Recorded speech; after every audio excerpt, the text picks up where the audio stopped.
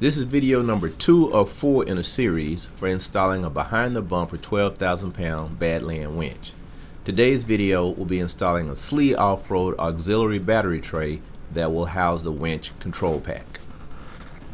Of course, whenever I do these projects, I always like to put a clock up just so a DIY person who may want to do a project like this themselves can have a real-time idea of how long it takes to actually do the job. I don't edit out the problems and the mistakes. I leave those in because I figure that's a part of part of the process. Whenever I work on a vehicle, there's often something that doesn't work exactly like I'd like it to, and what I want to do is put a clock up so when I run into those problems, I'll leave them in the video. I won't edit them out. So clocks are going to go up real time. Yeah, we're going to set this to 12. Not that it's 12 o'clock, but 12 will give us an idea of how long it takes. Okay, there we go.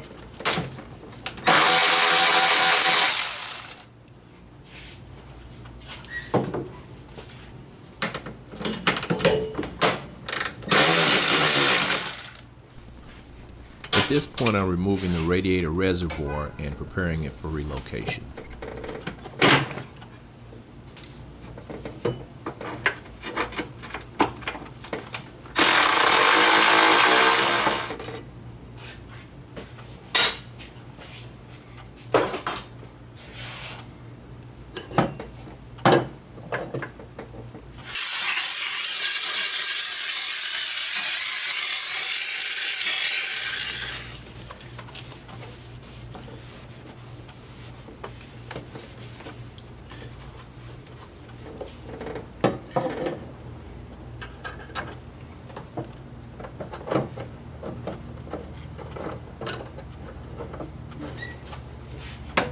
$12mm.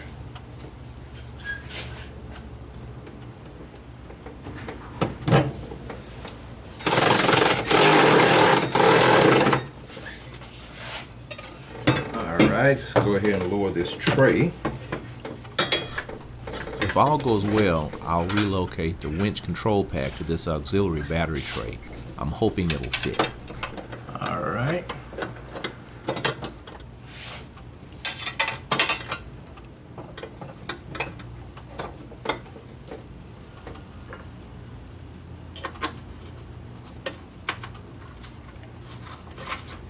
I'll get this mounted and I'll set the control pack in this tray and see if it'll fit.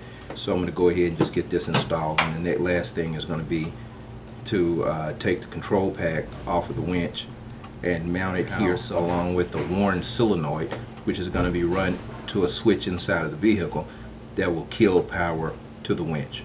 So that's where we are.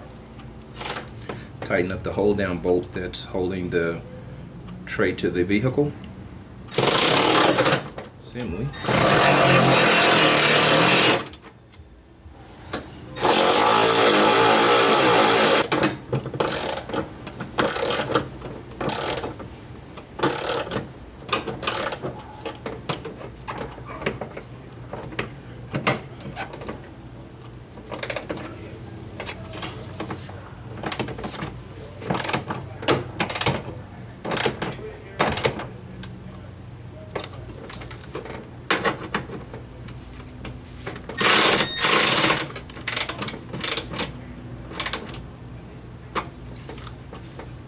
That's it. That's not going anywhere. Now, if the control pack will simply fit into this, that's going to be great. This is a spacer that comes with. Make sure there's nothing rubbing any wires.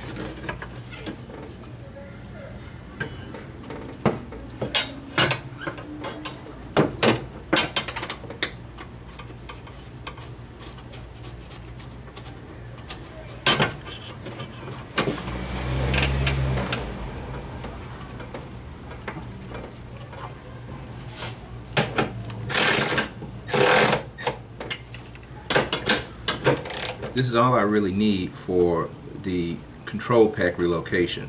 But because I also plan to get an ARB dual air compressor that's going to go here, and I'm going to get ARB lockers for front and rear, which is going to need an air compressor. I'm going to go ahead and install the brackets for that manifold now, which is going to go here. Next stop, control pack relocation, and then wire the control pack and the worn solenoid that is going to run into the vehicle.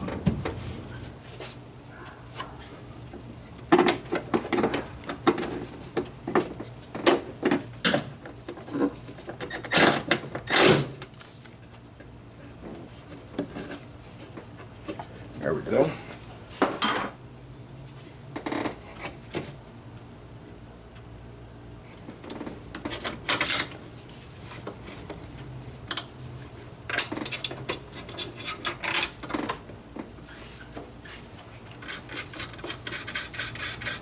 Use this bracket if I don't have an ARB air compressor installed. Alrighty.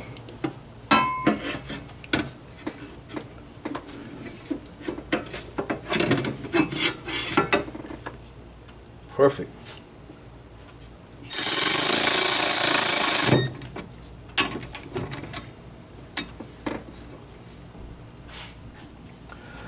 Well, that's it. The next installment of this behind the bumper winch install is going to be the control pack.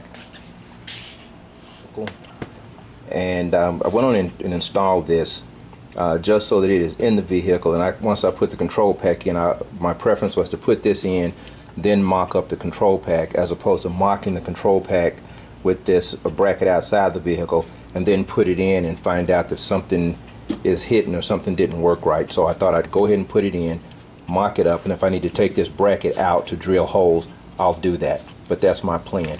So the next part of the video is going to be mounting the control pack, mounting this switch solenoid. There's going to be a switch that runs to the inside of the vehicle that's going to kill power to the winch. And after this is done and the control pack is wired with my wire looms running to the battery, the last step is going to be to remove the bumper, grill guard, lights, get this trail trailer behind the bumper winch mount mounted to the frame, and finish out the install. In any case, I hope you enjoyed the video. I know it was short, but I also hope you will like, follow me, and subscribe as I fix, repair, and upgrade my backyard find. I'll see you in the next video.